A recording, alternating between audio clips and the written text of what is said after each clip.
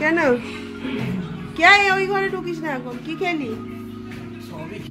আজ আর রুটিটা খেতো রাজস্থানে।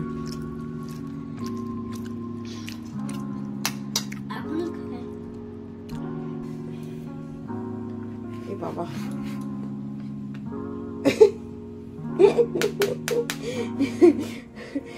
হাসবো না কাঁদবো কি করবো ভেবে পাচ্ছি। আজকে লাঞ্চে আছে কুদরি ভাজা, আলু পটল চিংড়ি, আম ডাল, মাছের ঝাল। Good morning everyone, welcome back to my channel ডোনাস cookbook. সকালে কেমন আছো? গানটা চলছিল বন্ধ করলাম। সকালবেলা উঠে আমার পুজো, বাসন মাজা, ব্রেকফাস্ট তৈরি করে ওদেরকে তো পাঠিয়ে দিয়েছি স্কুলে। আর এখন আমি চা নিয়ে একটু বসলাম, তারপর ব্রেকফাস্ট করব। ব্রেকফাস্টে একটু দেরি আছে, আগে একটু চা খাই। আমার নিজের ঘুম, ভিডিও এডিটিং সব করে নিয়েছি। তো চলুন সকাল সকাল এক কাপ চা দিয়ে শুরু করা যায়, দেখতে থাকুন। তো আস্তে আস্তে করেই আজকে রান্না করছি শুধু আলু পটল চিংড়ি আর টক ডাল আর ভাত। আর পরে কি করব জানি না। তা আলু পটল আর মশলাগুলো সব কেটে কুটে রাখলাম। এবার রান্নাঘরে ঢুকতে হবে। রান্নাঘরে ঢুকতে হবে শুনেই ভয় লাগছে। তো চলুন দেখতে থাকুন। এখানে আলু পটলটা ভাজতে দিয়েছি, ওখানে ডাল সেদ্ধ করতে দিয়েছি, এখানে পেঁয়াজ কুচো আছে, আর এখানে মশলাটা পেস্ট করছি। তিল আছে, টমেটো আছে, আর নারকেল আছে, ছোট একটুখানি নারকেল আছে, কাঁচা লঙ্কা আছে, আদা আছে, রসুন আছে, আর এই মোটা মোটা যে খোলসগুলো থাকে মানে পেঁয়াজের, 2-4 কোলা এখানে দিয়ে দিয়েছি। এটা ভালো করে আগে পেস্টটা বানিয়ে নিতে হবে। তা আমি আগে একটু বানিয়ে নিই পেস্টটা। আর এখানে আছে আম, যেটা একটু পরে ডালের মধ্যে দিয়ে দেবো। আর আমি এখন লাইট জ্বালাচ্ছি না, প্রচণ্ড গরম। আর সত্যার মেশি শুনছি, গল্প শুনতে শুনতে রান্নাটা করি, না তো আমার রান্না হতে একটু দেরি হয়ে যাবে। মশলাটা আমার রেডি হয়ে গেল। এখানে আমি তিল দিয়েছি, আপনারা চাইলে পোস্ত দিতে পারেন। তো এটা ভালো করে মিক্সিতে পেস্ট করে রাখলাম।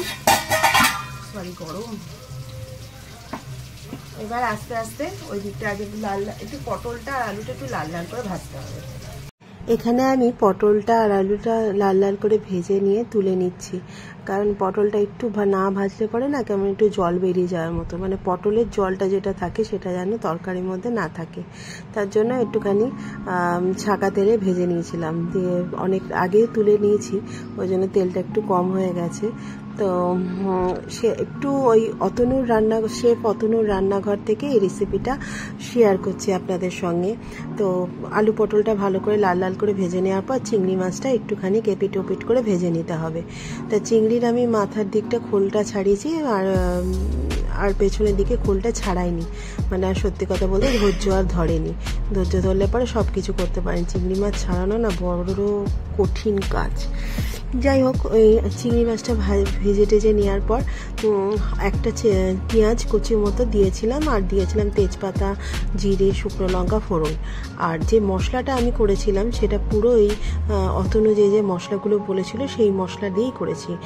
কিন্তু অদ্ভুত একটা, কোনো রিচও নেই সেরকম, আর খেতেও ভালো লেগেছে। আমরা তো এমনি আলু পটল চিংড়ি একটু রসা রসা করেও খাই, মানে কোনো মশলা না দিয়েও খাই। তা আজকের দিনটাতে দেখলাম একটু মশলা দিয়ে খাই। তা আমি অতনু দিয়েছিল, পোস্ত দিয়েছিল, আমি পোস্তর বদলে তিল দিয়েছিলাম।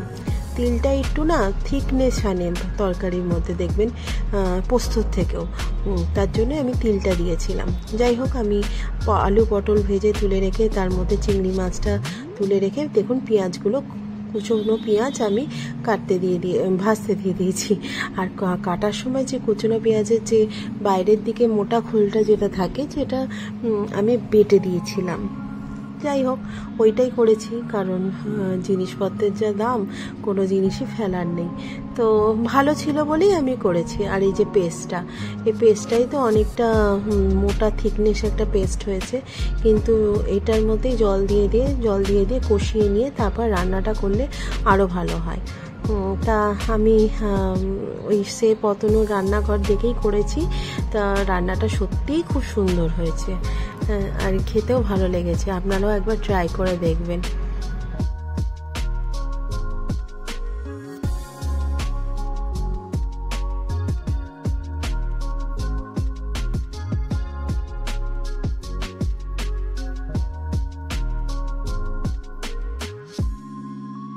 কথা বলতে বলতে না ভুলে গেছি, কথা বসা এসেছিল, কথা বলতে আমি চিংড়ি মাছটা আর জলটা দিয়ে দিলাম।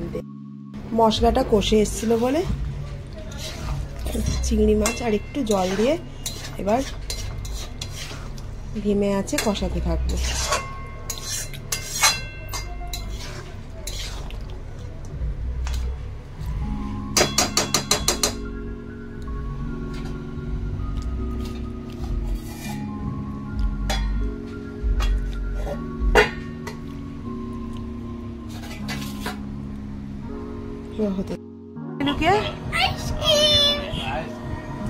বাবা আপনাদের দেখেছিলাম তখনই আমি বুঝতে পেরেছি আপনারা কারা। আপনি ঠিকই এই চুরির সমাধান করতে পারবেন। করে খাচ্ছি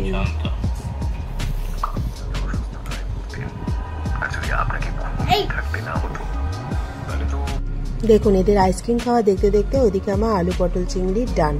খেতেও তেমনি সুন্দর হয়েছিল, দেখতেও তেমনি সুন্দর হয়েছে, আমার তো দারুণ লাগছিল।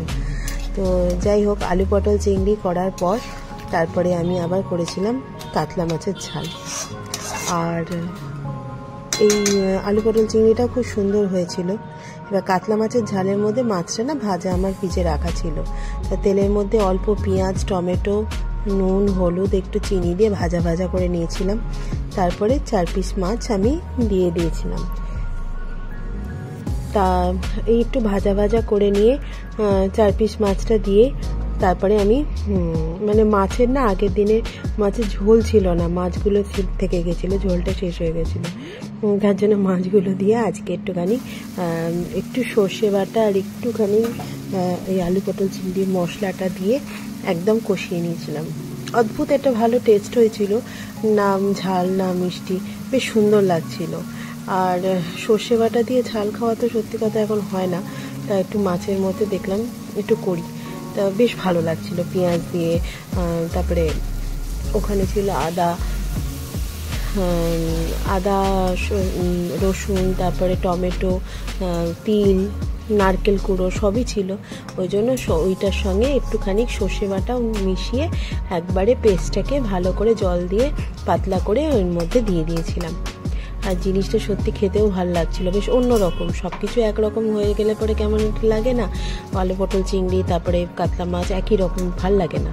তা আমার তো বেশ ভালোই লেগেছিল। আর সর্ষে বাটার ঝালটাও সত্যি খুব ভালো হয়েছিল, দুটো মাছই ভালো। আমি নিজেই রান্না করে নিজেই বলি, কারণ কর্তামশাই খায়, খেয়ে বলে না, বলে যে পাত পরিষ্কার করে খেয়ে নিলেই ভাবে যে খুব ভালো হয়েছে। না আমি খেয়ে আগে বলি যে জিনিসটা আমি নতুন নতুন যেটুকুই করি, যেমনি লোটে ইয়ে করেছিলাম, লোটে মাছের সঙ্গে কি পুদিনা পাতা, তা সেই জন্য আমি প্রথমবার করলাম, খেয়ে দেখলাম ভালো লাগলো ওই জন্যই। আর এখন তো টক ডালটা হয়ে গেছে পুরো ডেলিকার রুটিন, সত্যি কথা বলছি, এত টক ডাল খাওয়া হচ্ছে না, মানে টক ডাল না খেলে ভালোও লাগছে না। যাই হোক, তা আজকে লাঞ্চে ছিল আলু পটল চিংড়ি, কুদরি ভাজা, টকের ডাল আর মাছের ঝাল। সিম্পল রান্না, কিন্তু এই করতে গিয়ে আমি হিমশিম খেয়ে যাচ্ছি। হিমশিম কিছু না, মানে সকালবেলা থেকে এরা স্কুলে গেলে পরে আমার রান্নাটা তাড়াতাড়ি হয়ে যায়, আর যেদিন এরা স্কুলে যায় না সেদিনই আমার হয়ে যায় দেরি। তা আজকের রান্নাগুলো ভালোই হয়েছিল, লাঞ্চটাও ভালো মতো হলো, আর টকের ডাল দিয়ে বেশ ভালোই লাগছিল। আর কুদরি ভাজাটা প্রথম খেলাম, ভালোই লাগলো।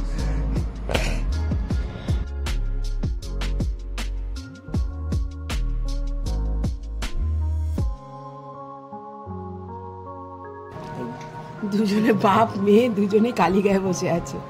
যাক,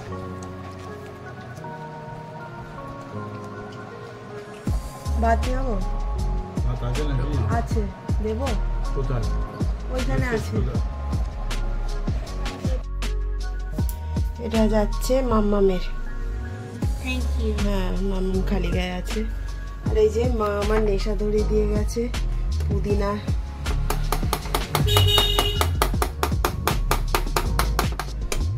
ফ্লেভারের চা, পুদিনা পাতা দিয়ে চা।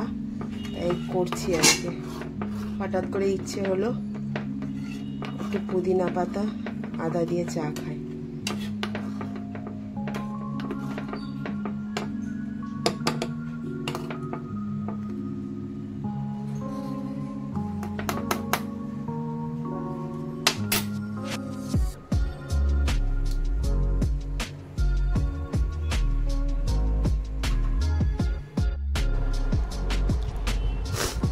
বিশ্বাস করুন এই গরমের মধ্যে দুধ চা খেতে ভালো লাগে না, কিন্তু এই পুদিনা ফ্লেভারের চাটা না দারুণ লাগছে।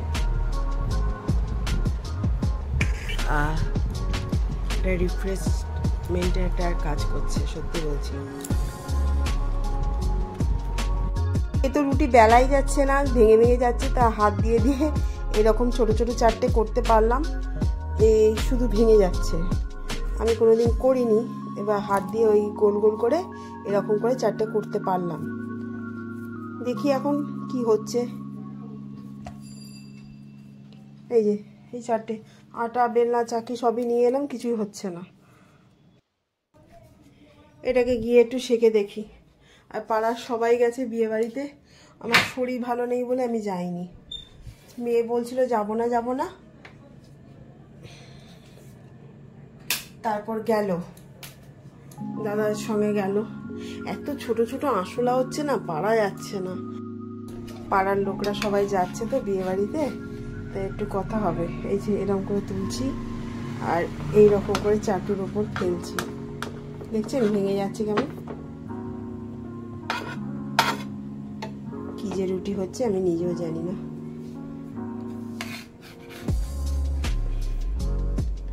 এ বাবা,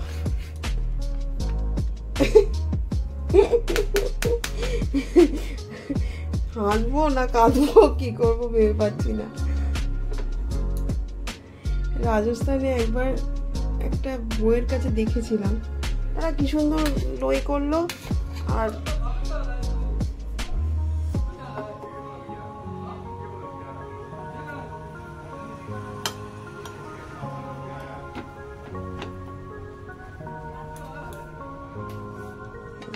দাদা মনে হয় চলে এলো। আর এই গরমে কেউ আর এসি থেকে বেরিয়ে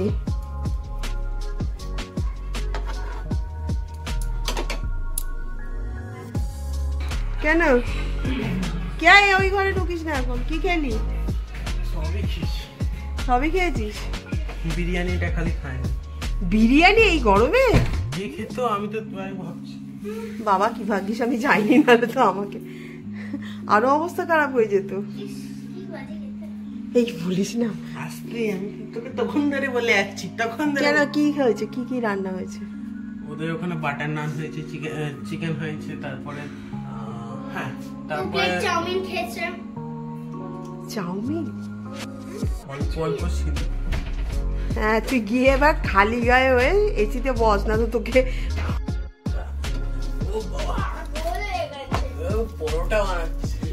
হ্যাঁ পরোটা বানাচ্ছে, খা না। না একটা বেলা যায়, না একটা কিছু করা যায়। হ্যাঁ দিদা বেলতে পারে, তুই নিজে বেলে দেখা না। এটা হাতের মধ্যে মুঠোতেই আসছে না, ভেঙে যাচ্ছে শুধু। না আমি টুকরো মুকরো কিছু দিতে পারবো না। এটা দেখি কি হচ্ছে, তারপর আপনাদের সঙ্গে শেয়ার করছি। তো অবশেষে জিনিসটা যা বুঝতে পারলাম, এটা সেই ওই কাঁচা কাঁচার মধ্যেই থাকবে, জাস্ট এরকম দেখতে হবে, শক্ত শক্ত। অনেকক্ষণ ধরে শেখলাম, অনেকক্ষণ ধরে করলাম। এটা এমনি আমি খেতে পারবো না, একটু শেজওয়ান সস দিয়ে খাচ্ছি, কারণ কোনো টেস্ট নাই। একজন এসে গেছে খাওয়াচ্ছে না ভিডিওতে। না পাগল এনে কি এটা আমাকে দিও না প্রথমত। এটা এটা এটা এক বাইট খেয়ে দেখ। এই দেখ এইটুকু দিচ্ছি, এইটুকু না গুঁড়ো গুঁড়ো দাও। ঠিক আছে খেয়ে দেখ। বাবা না তো হেভি লাগে, বাবা না তো দেখ, বাবার ভাববে যে বিয়ে বাড়ি কেন গেলাম। এটা ভালো লাগছে না তোর বিয়ে বাড়ি খাবার খেয়ে ভালো লাগছে? আমার কোনোটাই ভালো লাগছে না। তাই তো লু লেগেছে। আসল কথা এই গরমের মধ্যে কোনো খাবারই ভাল লাগছে না, শুধু মনে হচ্ছে জল শরবত খাই, কিন্তু এগুলো তো খেতে হবে না। কোথায় কোথায় হাজার রুটিটা খেত রাজস্থানে।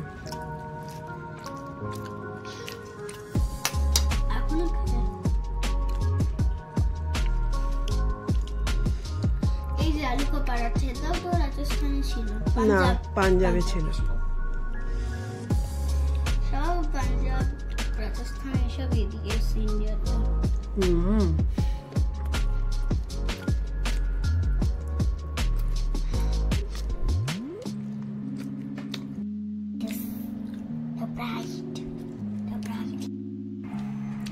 তো আমরা সাইলেন্স 2টা দেখার পর সাইলেন্স 1টা দেখছিলাম। মনোজ বাজপেয়ী দারুণ অভিনয়।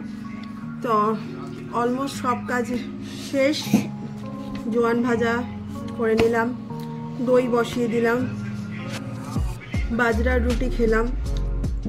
ভালো লাগছে না, না ভালো লেগেছে। ওটা নর্মাল খাওয়া যাবে না, আমি ভেবেছিলাম ওই কুদরি ভাজা আছে, কুদরি ভাজা দিয়ে খেয়ে নেবো, কিন্তু খাওয়া যাবে না, ওটা একটা চটপটা একটা তরকারি দিয়ে খেতে হবে, না তো এমনি খাওয়া যাবে না।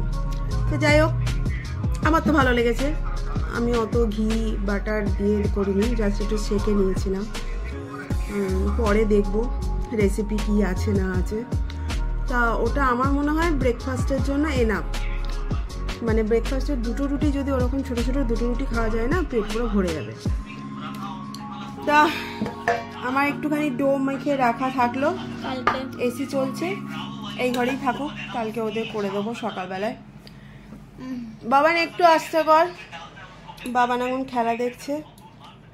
তো আজকের মতো এখানেই শেষ করলাম। যদি কিছু ভালো লেগে থাকে তাহলে লাইক শেয়ার কমেন্ট করবেন, আর আমার চ্যানেলটাকে একটু সাবস্ক্রাইব করে দেবেন। আর আপনারা অল টাইম হাসি খুশি থাকবেন। এই গরমে এমনি দাঁত বেরিয়ে যাচ্ছে, আরও হাসি খুশি থাকবেন। কিছু করার নেই, জল খাবেন আর দাঁত বের করবেন, তাই তো? হ্যাঁ। তো আজকের মতো টাটা, গুড নাইট।